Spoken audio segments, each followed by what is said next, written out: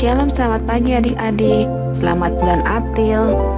Wah, nggak kerasa ya, kita sudah memasuki bulan keempat, yaitu bulan April. Dan sebentar lagi, berarti kita mau merayakan dan memperingati Paskah. Nah adik-adik, sebelum kita mulai ibadah sekolah minggu, yuk kita siapkan hati kita dan angkat sama-sama satu pujian ini ya.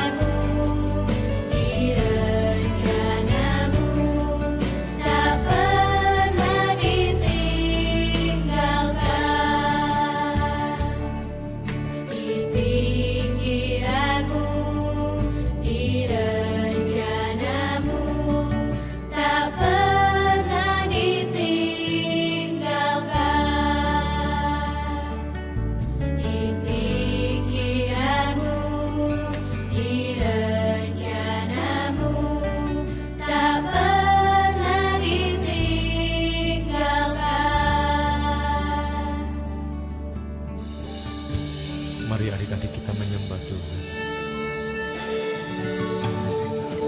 Besarkan Dia dan agungkan nama. Yuk kita sama-sama, kita mau bersatu hati untuk memulai doa. Selamat pagi Tuhan Yesus yang baik. Terima kasih buat berkat Tuhan yang luar biasa hari ini. Sekarang kami mau memulai ibadah sekolah minggu hari ini. Engkau beracara ya Tuhan dalam ibadah hari ini, dan kami mau mempersiapkan hati kami untuk memulai ibadah ini. Terima kasih Tuhan Yesus. Haleluya. Amin. Nah, adik-adik, Tante Priska yakin adik-adik pasti sudah mandi kan ya? Sudah bersih dan sudah sarapan. Oke, sekarang kita mau panaskan otot-ototnya dulu ya. Yuk kita puji Tuhan terlebih dahulu.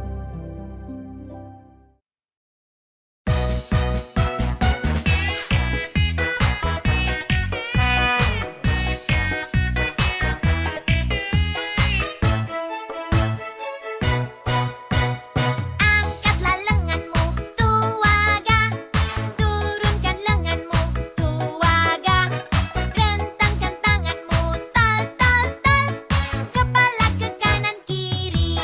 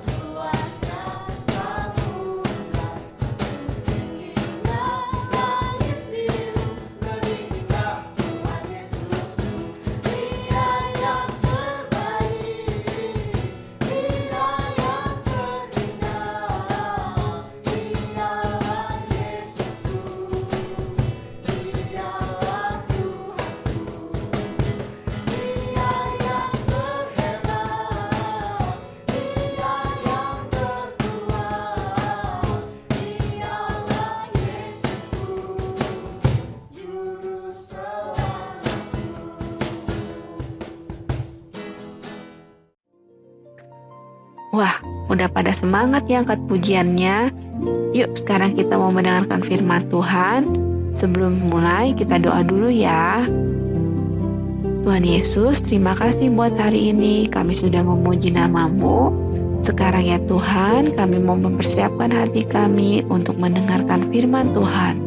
Tuhan sertai supaya setiap firman yang disampaikan boleh bertumbuh dan berbuah di kehidupan kami dan dapat memberi dampak. Terima kasih Tuhan Yesus. Oh iya adik-adik, kali ini Tante Priska punya kisah di Alkitab yang sesuai dengan saat-saat sekarang ini. Seperti yang adik-adik ketahui, sekarang ini di seluruh dunia sedang ada ancaman. Ancaman wabah suatu penyakit yang bersumber dari virus corona. Tante Priska yakin pasti adik-adik sudah tahu tentang hal ini, karena sekarang ini sering banget kalian dengar hal ini dari berita dari TV, dengar dari orang tua, atau baca-baca lewat surat kabar, koran, atau internet. Nah, seperti yang adik-adik ketahui nih, virus corona ini sejenis virus baru yang ditemukan dan belum ada obat atau vaksin penangkalnya. Maka itu sekarang ini di seluruh dunia sedang dipenuhi dengan ketakutan lewat wabah penyakit ini. Oke deh, balik lagi ke topik awal kita ya. Apa sih yang sama dengan keadaan sekarang ini? Yuk, kita lihat kisah di Alkitab, yaitu kisah tentang Yunus.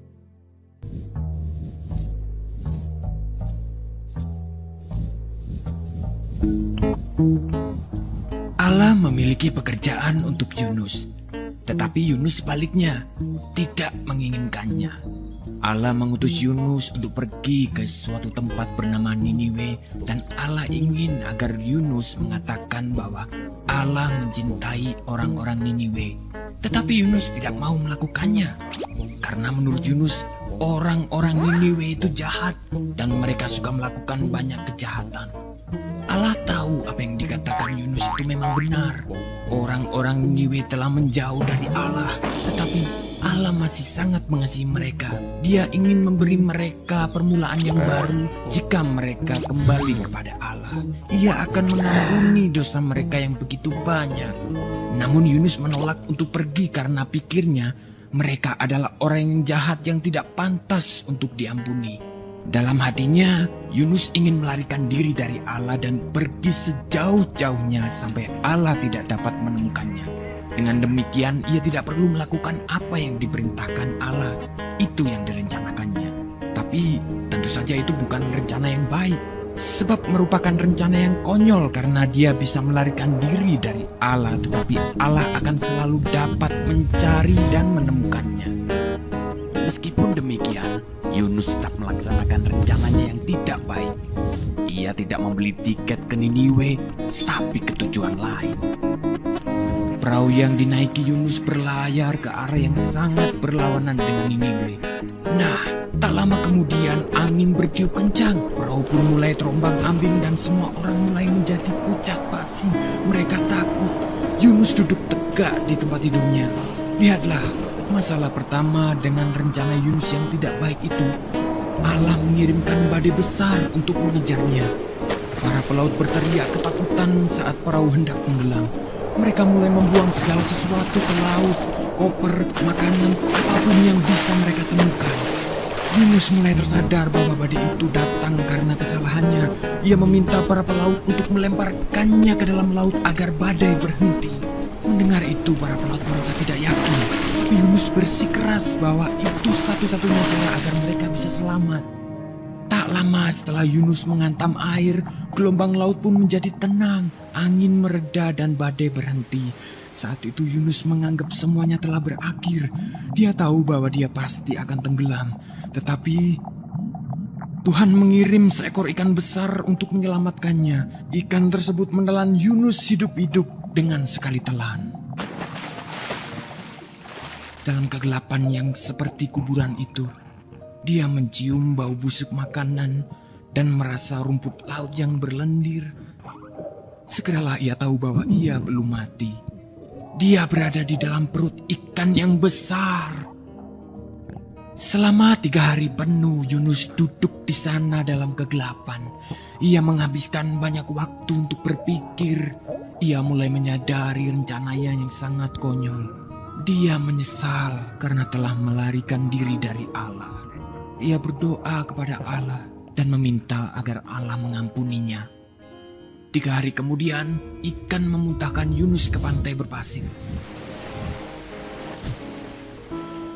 Saat itu, Yunus mendengar suara orang memanggil namanya dan menyuruhnya untuk pergi ke Niniwe. Itu suara Allah. Kali ini, Yunus tidak menolak untuk pergi ke Niniwe untuk mengabarkan berita yang luar biasa kepada orang-orang di sana. Kepada mereka, Yunus mengatakan bahwa Allah tidak pernah berhenti mencintai mereka. Meskipun mereka melarikan diri dari Allah, tetapi asal mereka mau kembali kepada Allah, maka Allah akan mengampuni dosa mereka. Orang-orang Niniwe mulai mendengarkan Yunus dan mereka mengasihi Allah. Mereka belajar melakukan apa yang Tuhan katakan dan berhenti melarikan diri dari Allah seperti yang pernah dilakukan Yunus. Bertahun-tahun kemudian, Allah juga mengirimkan utusan yang lain dengan pesan yang sama luar biasanya. Seperti Yunus, ia akan menghabiskan 3 hari dalam kegelapan total. Tapi utusan ini akan disebut firman Allah karena ia sendiri akan menjadi berita Allah, yakni berita Allah yang diterjemahkan ke dalam bahasa kita sendiri. Pribadi yang satu ini adalah semua yang Allah ingin katakan kepada semua orang di dunia.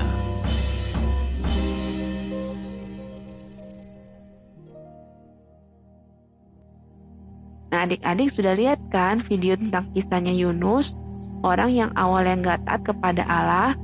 Allah menyuruh Yunus ke kota Niniwe, tapi Yunus tidak taat, malah ia pergi ke kota Tarsis. Akhirnya semua orang di dalam kapal kena imbas dari ketidaktaatannya Yunus.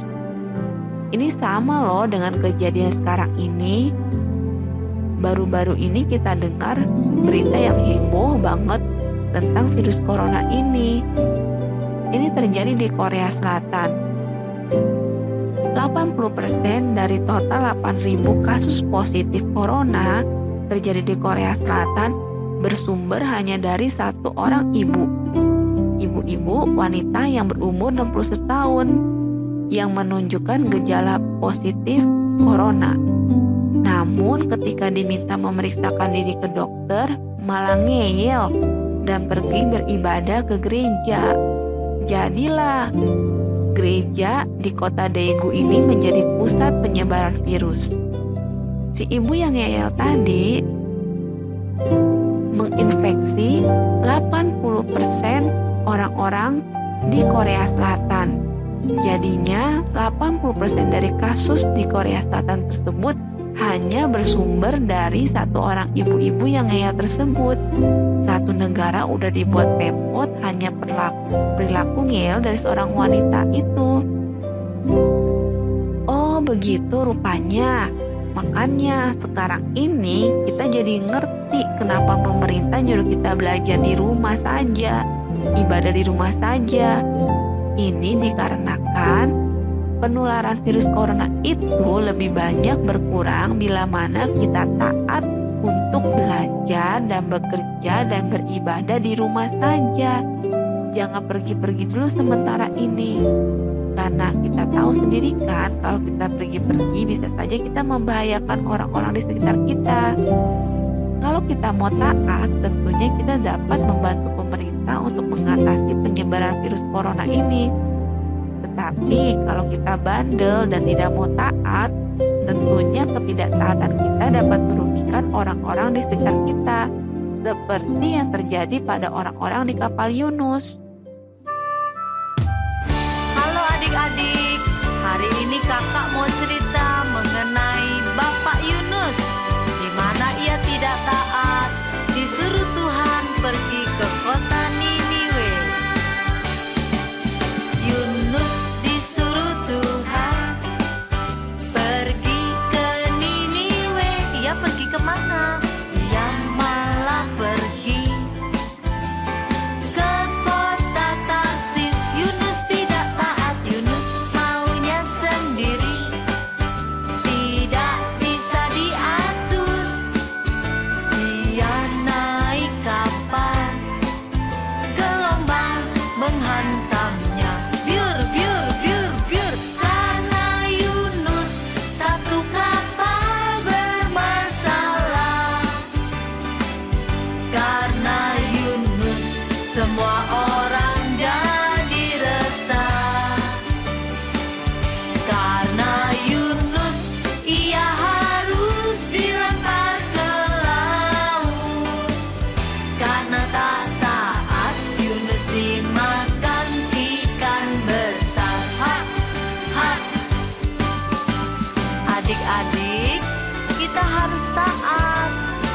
kata Tuhan, orang tua, guru di sekolah maupun sekolah minggu. Yuk kita nyanyi lagi sayang. Yunus disuruh Tuhan pergi ke Niniwe. Dia malah pergi kemana? Ke kota Tarsis. Yunus tidak taat, Yunus maunya sendiri. Tidak bisa diatur. Ia naik kapal, gelombang menghantamnya. Biur, biur, biur, biur. Karena Yunus satu kapal bermasalah. Karena Yunus semua orang jadi resah. Karena Yunus ia harus dilempar ke laut. Karena tak taat Yunus dimakan ikan besar. Ha, ha. Adik-adik, hari ini kita belajar bagaimana mengenai Bapak Yunus yang tidak taat disuruh Tuhan pergi ke kota Niniwe. Akhirnya ia harus dilempar ke laut. Dia punya banyak masalah. Adik-adik, kita mau taat dan setia apa maunya Tuhan, orang tua, guru di sekolah maupun sekolah minggu. Karena Yunus satu kapal bermasalah. Karena Yunus semua orang jadi resah. Karena Yunus ia harus dilempar ke laut. Karena tak taat Yunus dimakan ikan besar. Karena tak taat Yunus dimakan ikan besar. Sekali lagi sayang. Karena tak taat Yunus dimakan ikan besar. Adik-adik taat dan setia. Tuhan Yesus memberkati. Jadi kesimpulannya, walaupun orang-orang di kapal itu tidak ikut-ikutan bersalah seperti Yunus, tetapi semua orang di kapal itu ikut mengalami hal-hal yang tidak enak, seperti mengalami kapal yang terkena badai sehingga kapalnya hampir terpukul hancur. Mereka juga ikut merasa takut dan muatan kapal mereka atau barang-barang mereka ikut terbuang di laut. Karena hal itu harus dilakukan agar kapal menjadi lebih ringan. Oleh karena itu adik-adik, sama seperti Yunus, menjadi orang yang merugikan seisi kapal karena ketidaktaatannya. Demikian juga kita jangan jadi orang yang merugikan orang lain karena kita tidak taat. Contoh, sebaiknya kita berdiam di rumah agar tidak memperparah penyebaran virus corona. Tetapi kita tidak mau taat, akibatnya kita akan semakin parah. Banyak orang yang akan ikut merasakan akibat bila kita tidak taat. Tetapi bila kita taat untuk melakukan physical distancing, seperti yang sudah kita lihat di awal tadi, pastinya kita menjadi anak-anak Indonesia yang menjadi pahlawan melawan virus corona. Mungkin kalian bosan di rumah terus. Tapi kita bisa loh melakukan banyak hal di rumah, seperti baca Alkitab, belajar lagu baru, mengembangkan talenta, baca-baca buku, bikin PR, bikin kreativitas, bantu papa dan mama di rumah, belajar masak, atau bantu papa cuci motor atau mobil, dan merapikan kamar. Nah, jangan lupa juga ya untuk selalu rajin cuci tangan. Ini dia 6 langkah cuci tangan yang baik dan benar. Kenapa harus cuci tangan? Ayo cuci tangan dulu. Seringkali kita diingatkan untuk mencuci tangan. Ini dia alasannya. Cuci tangan bisa mencegah kita tertular dari penyakit menular seperti batuk, pilek, diare, gatal-gatal, sakit mata, dan tipes. Di telapak tangan terdapat 39.000 hingga 460.000 kuman. Kuman ini bisa berkembang sampai 2 kali lipat dalam hitungan menit loh. Kuman tersebut bisa bertahan hidup sampai 3 jam di tangan. Biasakan mencuci tangan pada saat sebelum makan dan sesudah makan, sesudah buang air,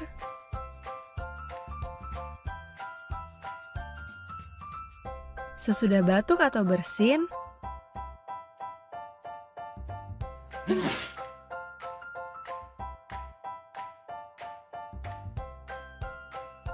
setelah memegang sampah,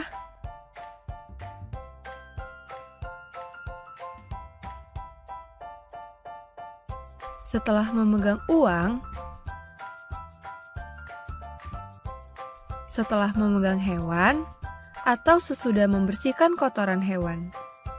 Mencuci tangan harus menggunakan sabun. Tak hanya bagian telapak tangan loh, tapi sabun itu harus menjangkau punggung tangan,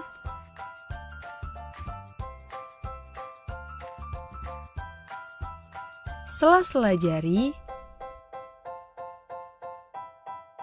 bagian dekat kuku, sampai ke pergelangan tangan. Sabun bisa membantu menghilangkan dan membunuh kuman penyakit dan berbagai kotoran dari kulit.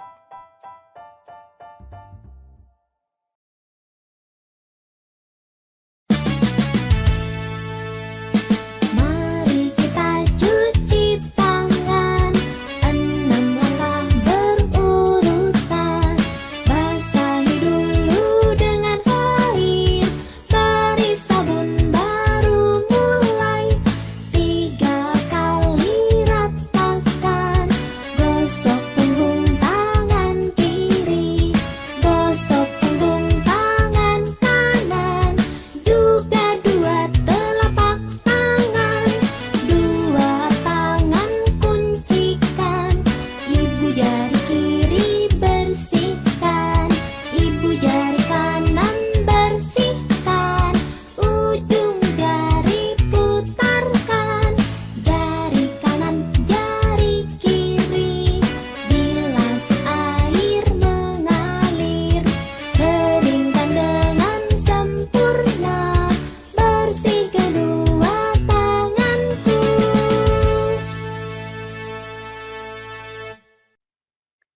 Nah, adik-adik, sudah selesai ibadah sekolah minggu online kita hari ini. Yuk kita mau bersatu hati dan berdoa untuk menutup ibadah sekolah minggu kita hari ini. Tuhan, terima kasih untuk pembelajaran hari ini. Jadikan kami anak-anak yang taat, supaya hidup kami jangan merugikan orang-orang di sekitar kami. Di dalam nama Yesus, ajari kami untuk taat pada firman-Mu, juga taat kepada peraturan dan anjuran pemerintah, karena mereka jugalah adalah alat di tangan-Mu. Di dalam nama Tuhan Yesus, amin. Oke adik-adik, selesai ibadah sekolah minggu kita hari ini. Sampai jumpa, Tuhan Yesus memberkati.